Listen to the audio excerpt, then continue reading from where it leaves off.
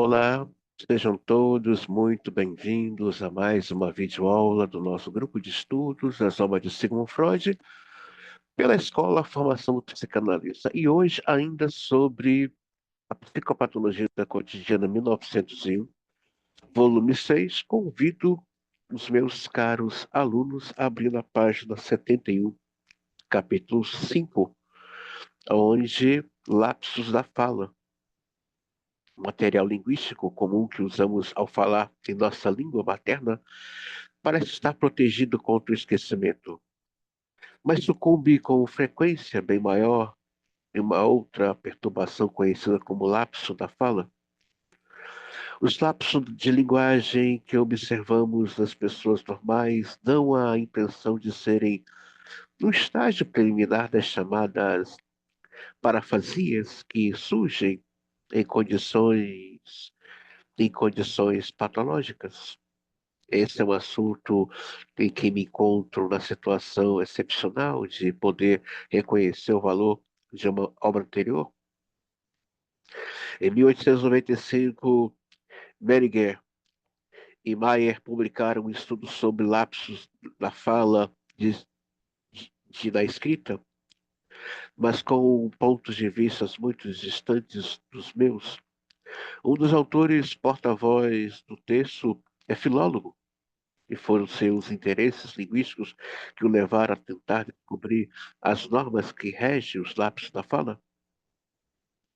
Ele esperava poder inferir dessas regras a existência de certo mecanismo mental em que os sons de uma palavra e de uma frase também e das palavras inteiras entre si acham-se ligados, entrelaçados de maneira muito peculiar. Os exemplos de lapsos da fala compilados pelos autores são inicialmente agrupados em categorias puramente descritas, são classificados como transposições, por exemplo, mito de Vênus, em vez de a Vênus não, a Milo de Vênus, em vez de a Vênus de Milo, pré-sonâncias ou antecipações, por exemplo, pós-sonâncias ou preservações, como por exemplo, e aqui ele vai dando, né, as dicas, o Freud vai colocando aqui para nós. Vocês percebem que Freud trabalha não de uma forma isolada, mas ele trabalha com o material de sua época.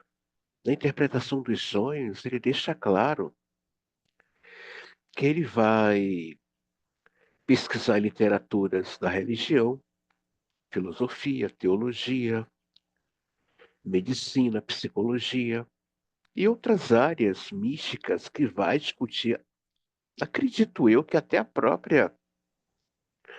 o judaísmo ele tenha recorrido, né? Ele vai trazer textos ali, discursos. Quem estudou um pouco de Velho Testamento vai entender quando ele fala que os sonhos em algumas religiões é ditos como oráculo ou profecia em si. Mas vocês percebam que ele ele consulta essas fontes, mas ele volta para o eixo que é o inconsciente. Freud não define o que são os sonhos. Freud não bate martelo, os sonhos é isso aqui. A única coisa que Freud traz num construto é que os sonhos é a realização de um desejo esse que há uma série de questões ali envolvidas, não é simplesmente uma palavra solta. No estudo sobre histeria, Freud nos dá um exemplo, tanto ele como seu amigo Brauer estudaram 13 anos o assunto de maneira profunda e a interpretação dos sonhos. Freud pesquisou de maneira categórica durante 5 anos, né? O livro de Peter Gay, Freud, Uma Vida para o Nosso Tempo, deixa lá um outro autor da época de Freud que vai aparecer aqui nesse capítulo é Ernest Jones. Quem puder adquirir a obra dele, por favor, adquira. É, era um neuropsiquiatra da época do Freud, foi discípulo de Sigmund Freud e foi a pessoa que mais chegou perto e próximo, né, das vivências de Freud. Então, há um dicionário dele, há uma obra dele, Os Amigos de Freud, que são 2 volumes. Acredito que vocês hão de encontrar na estante virtual, mas percebam, ele traz aqui 2 teóricos de peso da sua época, mas ele fala, está longe da minha proposta, ou seja, a proposta para o Freud entender, né, os lapsos de fala, os lapsos de escrita, os atos falhos, né, os esquecimentos, para Freud, ele está aí voltando-se o tempo todo para o inconsciente. E é o que nós fazemos, né? Nós vamos ouvir um texto de cada um à nossa volta, mas nós vamos nos voltar sempre, sempre para o nosso campo de atuação, que é o inconsciente. Para explicar os vários tipos de lápis de fala por ele observados, Menninger postula que os sons da língua, fonemas, têm diferentes é, valências psíquicas. Quando inervamos o primeiro som de uma palavra ou a primeira palavra de uma frase, o processo excitatório já se estende aos sons posteriores e às palavras subsequentes. O posto que essas inervações são simultâneas, elas podem exercer reciprocamente uma influência modificadora. A excitação do som psiquicamente mais intenso o faz ressoar antes ou preservar, e desse modo perturba o processo de intervenção de menor valência. Por isso, é preciso determinar quais são os sons de maior valência de uma palavra. Berger sustenta, se quisermos saber qual o som de maior intensidade numa palavra, deveremos observar a nós mesmos quando procuramos uma palavra esquecida, por exemplo, um nome. Primeiro som a voltar à consciência é sempre aquele que teve maior intensidade antes do esquecimento. Os sons de maior valência são os de inicial da sílaba radical e o som inicial da palavra, bem como a vogal, ou as vogais acentuadas. Perceba o que Freud está fazendo aqui. Olha que coisa rica e maravilhosa, né, que ele está nos. Não posso deixar de contradizê-lo aqui. Quer o som inicial do nome, ou seja, não um dos elementos de maior valência da palavra. É certamente incorreto que, no caso de esquecimento de uma palavra, ele seja o primeiro a regressar à consciência. Portanto, a regra formulada acima não se aplica quando quando nos observamos ao procurarmos um nome esquecido, somos forçados com a relativa frequência a expressar a convicção de que ele começa com uma determinada letra. E com igual frequência, essa convicção se revela fundada ou infundada. A rigor, eu afirmaria que, na maioria dos casos, o som inicial que anunciamos é falso. Em nosso exemplo de Signorelli, os nomes substitutos tinham perdido o som inicial. E as sílabas essenciais foi precisamente o par de sílabas de menor valência. Eli, que voltou à memória o nome substituto de Botticelli, ou seja, o Freud, espera aí, quando eu esqueço o nome e tento lembrá-lo, Freud está dizendo, o nome a seguir que eu escolho como substituto para se aproximar desse nome que eu quero citar Não há uma sílaba forte. Estou substituindo.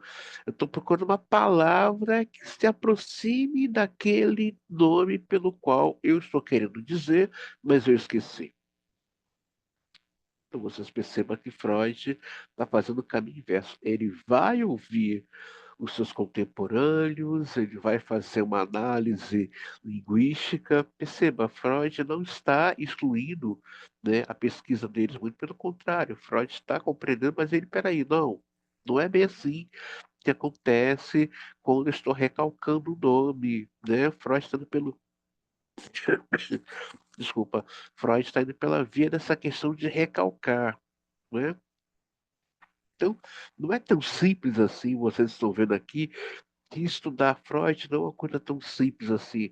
É uma leitura profunda, é uma leitura densa, uma obra gigantesca, porém tem que haver aí uma certa demanda, né, para acompanhar essa clínica dentro de uma realidade. O caso seguinte, por exemplo, pode ensinar-nos com poucos nomes substitutos respeitam o som inicial do nome esquecido. Um dia foi impossível lembrar o nome do pequeno país cuja capital é Monte Carlo. Seus nomes substitutos foram Albânia,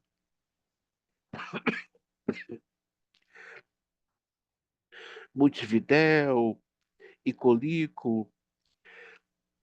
Albânia logo foi substituída por Montenegro. E então me ocorreu que a sílaba pronunciada bom aparecia em todos os nomes substitutos, exceto o último. Isso me facilitou descobrir, partindo do nome do príncipe Alberto, o príncipe regente, o nome esquecido Mônaco, cólico, imita aproximadamente o ritmo e a sequência de sílabas do nome esquecido. Olha que coisa, né? Freud não deixa escapar nada. Admito a suposição de que um mecanismo semelhante ao demonstrado no esquecimento de nomes também poderia desempenhar um papel nos fenômenos dos lápis da fala. Somos levados a formar um juízo mais aprofundado dos casos de lápis de fala. A perturbação da fala que se manifesta no lapso pode ser causada, em primeiro lugar, pela influência de outro componente do mesmo dito, isto é, por uma antecipação ou uma eh, preservação do som, ou por outra formulação das ideias contidas na frase ou no contexto que se tenciona enunciar. A esse tipo pertence todos os exemplos acima tomados de Bereg e Maia. A perturbação poderia, contudo, ser de um segundo tipo, análogo a um processo no caso de signo horário, poderia resultar de influências externas à palavra, frase ou contexto, que provide elementos que não se prendem a iniciar e de cuja excitação só tomamos conhecimento justamente através da própria perturbação? O que esses dois modos de formulação dos lábios da fala têm em comum? É a simultaneidade da excitação, o que diferencia a situar-se a origem da perturbação dentro ou fora da frase ou contexto. A diferença inicial não parece tão grande no que concerne a certas deduções que podem ser feitas a partir da simatologia dos lápis da fala.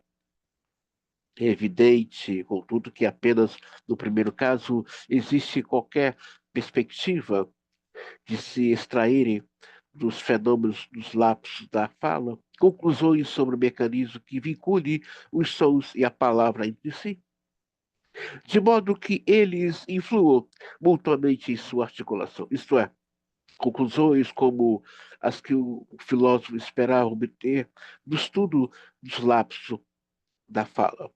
No caso da interferência e de influências externas, a frase ou contexto que é dito tratar-se-ia, antes de mais nada, de saber quais são os elementos interferentes, surgindo depois a questão de saber se também o mecanismo dessa perturbação pode revelar a presumíveis leis da formação da fala. Então, Freud está aqui dizendo, assim como na interpretação dos sonhos, Freud vai dizer, né, logo no Interpretações dos Sonhos, volume 4, Freud vai dizer que os sonhos sofrem influência, sim, de elementos externos. Freud vai dizer, né? Pessoa com sede, né? E ela sonha que está bebendo aí com é, muita vontade, um copo, né? Ou uma fonte de água com, com muito prazer, a vontade de ir ao banheiro urinar, não é? Então, Freud vai dizer que são elementos externos, são elementos fisiológicos que aí tem uma certa influência nos sonhos. A mesma coisa na questão da fala, a mesma coisa na questão dos esquecimentos. Freud não abre mão, né? Ele não deixa essa questão fechada, né? É, de que está acontecendo algo ali sozinho. Não, há elementos externos, né, cooperando para um esquecimento, para um lapso de fala, para um lapso de escrita. Ele não abre mão, né, dessas é, elementos que estão aí conectados com a figura do humano, né? E ele vai apelar aí, né, para essa questão da formação da fala. Ele vai também se debruçar na questão linguística, na questão da literatura. Há um capítulo que Freud vai dizer o interesse da psicanálise pela biologia. Ele deixa aberta essa pesquisa para quem quiser aí fazer uma pesquisa entre a psicanálise, a biologia, entre a história. Não se pode afirmar que Beringer e Mayer tenham descuidado da possibilidade de as perturbações da fala resultarem de influências psíquicas complicadas, de elementos externos à palavra, frase ou sequência de palavras como tais. Eles tiveram de observar que, a rigor, a teoria da desigualdade, da falência psíquica dos sons, só é suficiente para esclarecer as perturbações do som, bem como as antecipações e preservações de sons. Nos casos em que as perturbações da palavra não podem ser reduzidas a perturbações dos sons, como, por exemplo, nas substituições e contaminações de palavras, eles não hesitaram em procurar uma causa para o lapso fora do contexto tensionado. Procedimento esse que eles justificam através de alguns bons exemplos. Cito os seguintes trechos. Ru estava falando de concorrência em seu íntimo e considerava como repugnantes, literalmente, porcarias. Tentou, porém, exprimir-se de modo mais suave e começou, então, certos fatos vieram. Maier e eu estávamos presentes e Ru confirmou ter pensado em o fato de essa palavra, pensando logo, ter se tornado atuante, traindo-se e suficientemente explicando pelas semelhanças das palavras. Assim como as contaminações também nas substituições e provavelmente em grau muito maior. As imagens linguísticas flutuantes ou errantes desempenham um grande papel, mesmo quando ficam abaixo do limiar da consciência. Elas ainda estão suficientemente próximas de serem eficazes e é fácil serem acionados por alguma semelhança com o complexo a ser falado, provocando então um desvio na sequência de palavras, ou cruzamento, ou cruzando essa sequência. Muitas vezes as imagens linguísticas flutuantes ou errantes são, como dissemos, os retardatários que seguem a processos de linguagem recém-terminadas, preservações, é aquilo que a pessoa vê numa discussão e fala, eu não queria falar isso, mas já falou. Eu não queria pensar isso, mas você pensou, né? Eu não queria falar, mas falou. Eu não queria pensar isso, mas pensou. É o que estava mais próximo. Então, a pessoa pensa, a pessoa sente, e ali ela produz. Não foi bem isso que eu quis dizer. Já disse, já disse, já disse. Não era bem isso, era outra palavra. Então, essa palavra aqui, foi essa aqui que veio. A semelhança também pode causar um desvio quando outra palavra semelhante está pouco abaixo do limiar da consciência, sem que se destinasse a ser pronunciada. Isso é o que acontece nas substituições. Assim espero que minhas regras venham a confirmar-se quando forem testadas. Por isso, entretanto, é necessário, se o falante for outra pessoa, que se saiba com clareza tudo o que se passou nos pensamentos do falante, ou seja, tudo que está falando é o que estava na sua cabeça, tudo que está trazendo aqui é o que estava na sua cabeça mesmo, era o que você queria falar.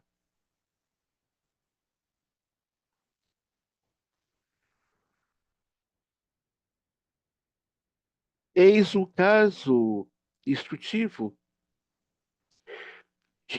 Diretor de uma escola disse em nossa presença, fiquei perplexo porque me pareceu inexplicável. Permiti-me chamar a atenção do falante para o seu lápis ao dizer, em vez de ao que ele logo retrucou, sim, a razão disso é que pensei e não estaria na posição em condições. Aqui está outro caso. Perguntei a R como, como estava indo seu cavalo doente. E respondeu, não consigo entender. Não poderia ter dito esse resultado. Assim chamei-lhe atenção para isso ao que ele explicou ter pensado. Isso é uma história triste. Logo, o falante tinha em mente duas respostas e essas se misturaram. É bastante óbvio que o exame das imagens linguísticas errantes que estão abaixo do limiar da consciência, sem que se tensione dizê-las bem como pedido de informação sobre tudo que estaria na mente do falante. São procedimentos que se aproximam muito das condições de nossas análises. Também nós estamos à procura do material inconsciente e até o investigamos pelo mesmo caminho, só que para ir das ideias que ocorrem à pessoa interrogada, até a descoberta do elemento perturbador, temos de seguir o caminho mais longo através de uma série de complicada de associações. Veja, esse lapso de palavra está ligado a uma imagem. E ali se mistura. Percebe que Freud vai ouvir esses dois pensadores, o filósofo e o filólogo.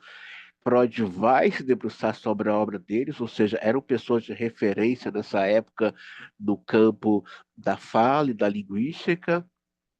E Freud agora traz aqui, não, tem algo aqui a mais, né? Essa questão do lapso da fala também está associado, né, uma questão aí de imagem. Nossa, eu não queria falar isso.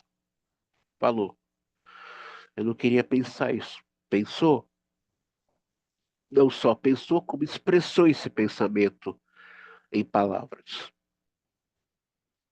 Percebam, Freud nos convida a fazer uma construção desse conhecimento e chegarmos a um saber, porque no lapso das falas, né?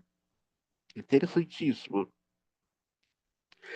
Quero ainda determinar um pouco em outro processo interessante, atestado pelos exemplos de Meringer. O próprio autor afirma que uma espécie de semelhança entre uma palavra da frase que se tenciona dizer e outra palavra não destinada a ser dita, que permite a última impor-se à consciência, acarretando uma distorção, uma formação mais ou uma formação de compromisso.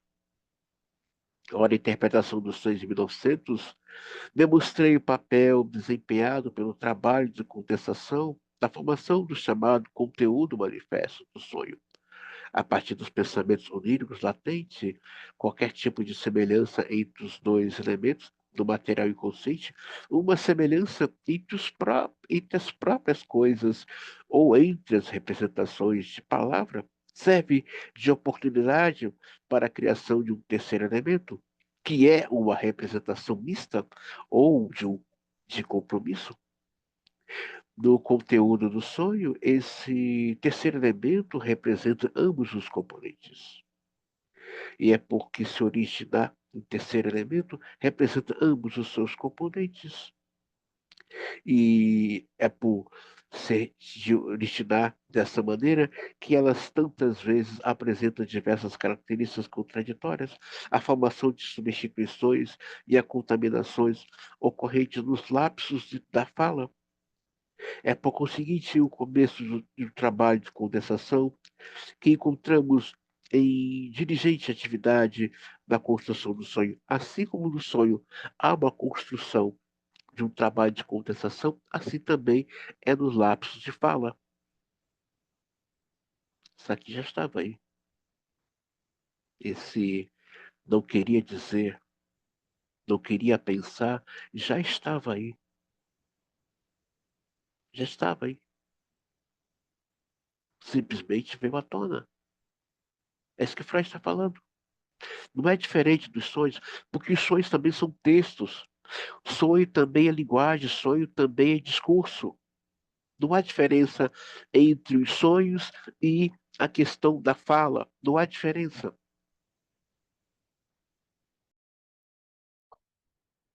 Não vou me deter muito nos exemplos desse capítulo. Vou deixar para vocês. Qualquer dúvida pode trazer, tá? Mas vou me deter aqui a um exemplo que é importante falarmos sobre ele. Na página 80, mecanismo similar teve o lapso de uma outra paciente que teve uma falha de memória em meio à reprodução de uma lembrança infantil há muito esquecida. Sua memória recusava a dizer-lhe em que parte do corpo a mão lasciva e indiscreta de outra pessoa havia segurado. Logo depois da sessão, foi visitar uma amiga com quem conversou sobre residências de veraneio. Indagada sobre a localização de sua casa de veraneio, em M, ela respondeu coxa da montanha, em vez de encosta da montanha.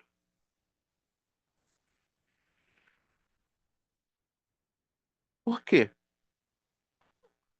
Ela fala coxa da montanha e não encosta da montanha, né?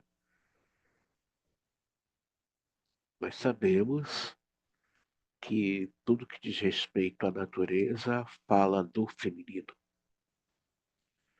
Vale, montanha, árvore, cachoeira, rio, penhasco, mato verde, rochas, pontes. E aí entra aquilo que eu venho falando para vocês aqui nas aulas, não só da obra do Freud, mas também da, dos fundamentos psicanalíticos. A importância desse analista estar realmente muito comprometido com a sua análise pessoal, com o conhecimento teórico da clínica. Perceba, ela estava em resistência em análise, né? Sobre falar aonde realmente uma determinada mão lascívia segurou ou se deteve em uma parte do seu corpo. E ela, numa conversa com uma amiga dela, ao invés de chamar encosta da montanha, ela chama coxa da montanha. Mas o que isso tem a ver, André? É, coxa da montanha com encosta da montanha. Ora, é o formato de uma coxa, de uma montanha. Então, para quem está aí conhecendo os símbolos, né, do feminino e também os arquétipos da humanidade, não fica difícil entender aquele ato falho ou aquela troca de palavras. Não fica difícil. Não fica difícil. Então, eu digo para vocês a importância desse analista ter aí um escopo de conhecimento não só do mundo psicanalítico, mas também de um pouco de conhecimento de história, filosofia, literatura. Nossa, André, então, ele é uma enciclopédia ambulante? Eu não diria isso. Isso vai depender muito da demanda e da neurose desse analista, né? E analista aí que a neurose obsessiva dele chega a assustar, né?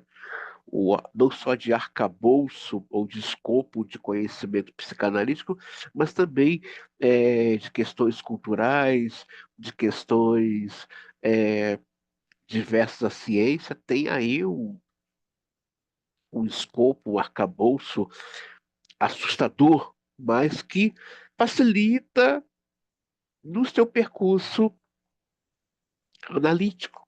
Facilita, juro, entender por que que trocou aquela palavra, né?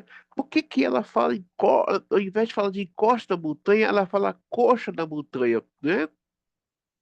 Foi aonde ali essa mão atravessou na coxa dela, mas que ela estava em resistência em análise, porque havia um certo gozo, né? Havia um certo gozo. Essa resistência fala de um gozo, né? Fala de um gozo. Em 11 de dezembro, uma dama de minhas relações interpelou-me em polonês de maneira um tanto desafiadora e arrogante, dizendo: por que foi que eu disse que tenho 12 dedos? Ao meu pedido, ela reproduziu a cena em que essa observação fora feita. Ela se aprontara para sair com a filha para fazerem uma visita e pedir à filha um, um caso de O, ca... o caso de demência precoce em fase a remissão, que trocasse a blusa, o que ela fez no quarto ao lado, ao voltar a filha, encontrou a mãe ocupada em limpar as unhas, seguindo-se a seguinte conversa, filha, está vendo? Agora estou pronta. E você não? Mãe, mas você só tem uma blusa e 12 unhas. Filha, o quê? Mãe, paciente, ora, naturalmente, pois eu tenho 12 dedos. O colega que ouvira essa história junto comigo perguntou a ela o que ocorria em relação a 12. Ela respondeu de modo igualmente rápido e decidido: para mim, 12 não é nenhuma data importante. Olha, guarda essa fala. Toda negação esconde uma verdade. Toda negação esconde uma verdade. Guarda isso. Tá? Para Dedo, ela forneceu a seguinte associação. Depois de visitar um pouco da família do meu marido, houve quem nascesse com 6 dedos nos pés. O polonês não tem um termo específico para dedo nos pés. Quando nossos filhos nasceram, foi imediatamente examinado para ver se tinha 6 dedos. Por motivos externos, não se conseguiu na análise dessa noite. Na manhã seguinte, 12 de dezembro, a dama me visitou e disse, visivelmente agitada: Sabe o que me aconteceu? Há cerca de 20 anos tenho enviado congratulações ao velho tio do meu marido por seu aniversário, que é hoje. E sempre lhe escrevo uma carta no dia 11. Dessa vez esqueci e acabo de, de ter-lhe enviado um telegrama.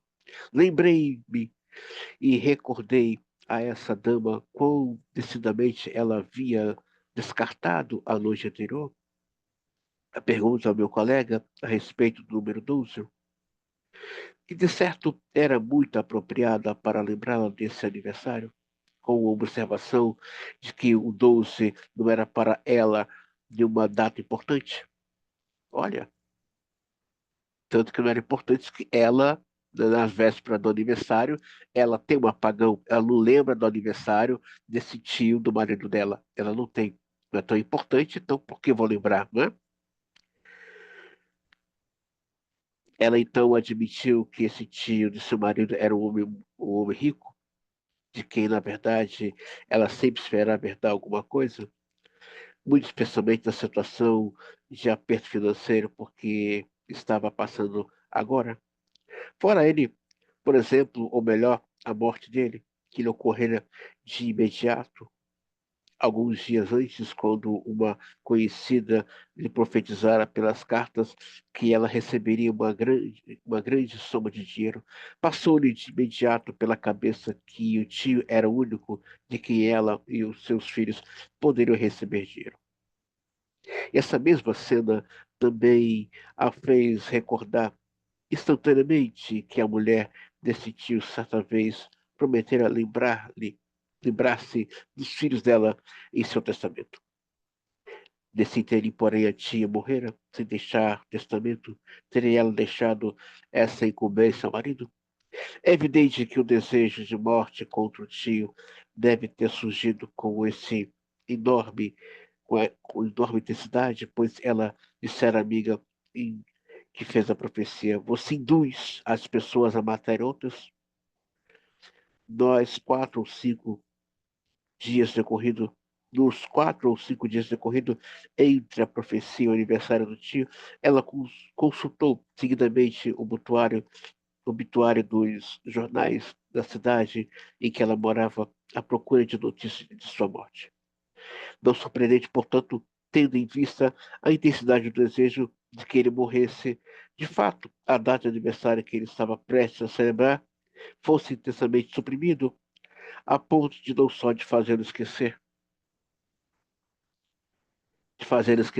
o próprio a propósito, levado a cabo durante anos, mas também ao fazer com que nem sequer a pergunta do meu colega conseguisse trazê-lo à sua consciência. No lapso, 12 dedos, ou 12 suprimido, veio à tona e ajudou a determinar o ato falho. Digo, ajudou a determinar porque a notável associação com dedos permite-nos suspeitar da existência de outras motivações. Ela também explica por que o 12 falseou exatamente essa expressão de inocentíssima 10 dedos. A associação fora da família do meu marido, houve quem nascesse com 6 dedos nos pés. 6 dedos são um sinal de determinada normalidade, portanto, 6 dedos significa um filho anormal. E 12 dedos, 2 filhos anormais. E, de fato, era esse o caso. Essa dama se casara muito jovem e a única herança que lhe foi deixada pelo marido, sempre considerado um homem excêntrico e anormal, que tirou a própria vida pouco depois de se casar com ela, foram 2 filhas que os médicos repetidamente definiam como anormais ou como vítimas de grave doença hereditária vinda do pai. Recentemente, a filha mais velha voltara para casa depois de um grave ataque de catatonia. Pouco depois, a mais nova, agora na puberdade, também caiu doente, vítima de neurose grave. O fato de a normalidade das filhas vincular-se aqui ao desejo da morte do tio e de condensar com esse elemento muito mais intensamente suprimido e de falência psíquica maior, permite-nos supor a existência de um segundo determinante para o lapso da fala, qual seja o desejo de morte contra as filhas anormais. Mas o sentido predominante do 12 com o desejo de morte já é indicado pelo fato que o aniversário do tio estava muito intimamente associado às representações da narradora, com a ideia de morte dele. Ocorre que seu marido se suicidara no dia 13, isto é, um dia depois do aniversário do tio. E a mulher do tio dissera à jovem viúva: ontem ele o estava felicitando tão efusivo e amável, e hoje.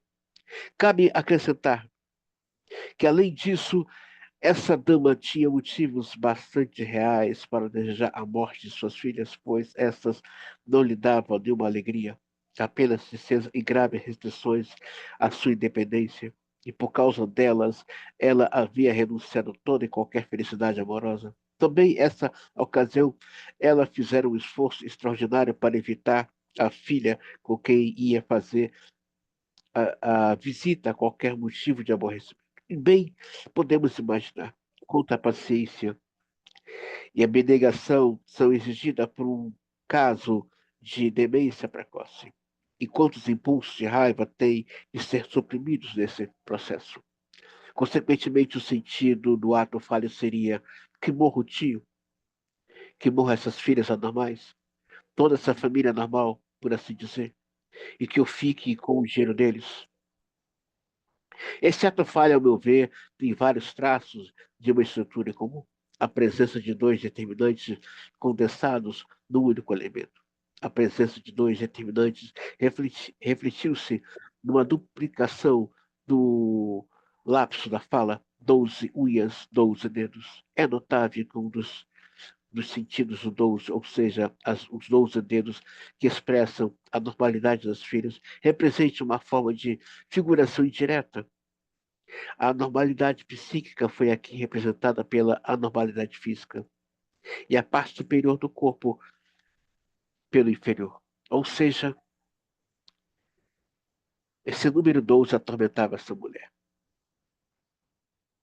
Ou seja, por que que essa desgraça me ocorre? Meu marido tinha 12 dedos, minhas filhas têm 12 dedos, esse tio que não morre, essa herança que não me chega, e ela é atormentada com o número 12. Assim como aquela paciente do Freud está numa resistência em dizer qual foi a parte do corpo que ela foi, ou seja, tocada, mas aquilo lhe trouxe prazer, tanto é que ela tem resistência, e ao falar em costa de uma montanha, ela fala costa de uma montanha, ou seja, denunciou onde realmente toque. Então, eu deixo para vocês aqui a reflexão dessa videoaula de hoje. Tem vários exemplos ali que vocês podem trazer para discutirmos no grupo ou no YouTube. Os atos falhos,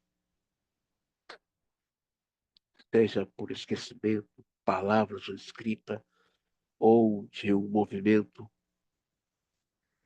revela alguma coisa que já está ali, ou de uma maneira simbólica,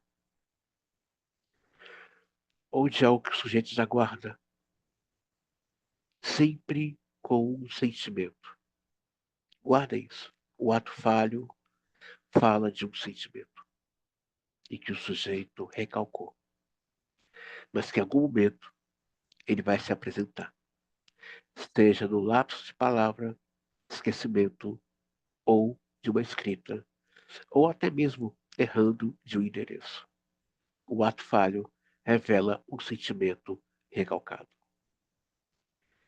Até a próxima videoaula, meus queridos. Qualquer dúvida, por favor. E se gostou dessa videoaula, mais uma vez eu peço, dê uma curtida, compartilhe. E se você não conhece nossa escola, por favor, fique à vontade para nos conhecer. Meu nome é André Conceição, psicanalista e o responsável por essa escola, Formação do Psicanalista.